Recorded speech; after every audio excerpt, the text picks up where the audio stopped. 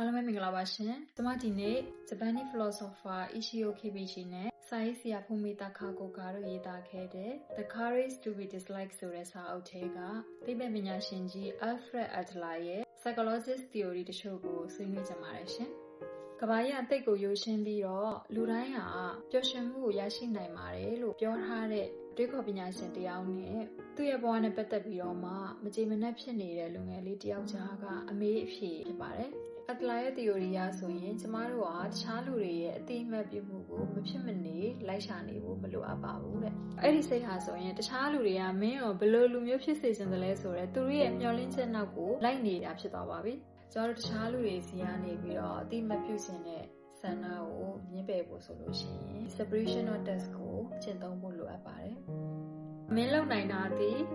မင်းရဲ့ဘဝနဲ့ပတ်သက်ပြီးတော့မှမင်းယုံကြည်ထားတဲ့အကောင်းဆုံးဆိုတဲ့အရာကိုလောက်တာဖြစ်ပြီးတော့မှတခြားလူတွေကမင်းကိုဘယ်လိုမျိုးကြည့်မလဲဘယ်လိုမျိုးဝေဖန်မလဲဆိုတာဒီတခြားလူတွေရဲ့တာဝန်ဖြစ်ပါတယ်။အဲ့တော့ဒါဒီ Adler ရဲ့ separation of task ဖြစ်ပါတယ်။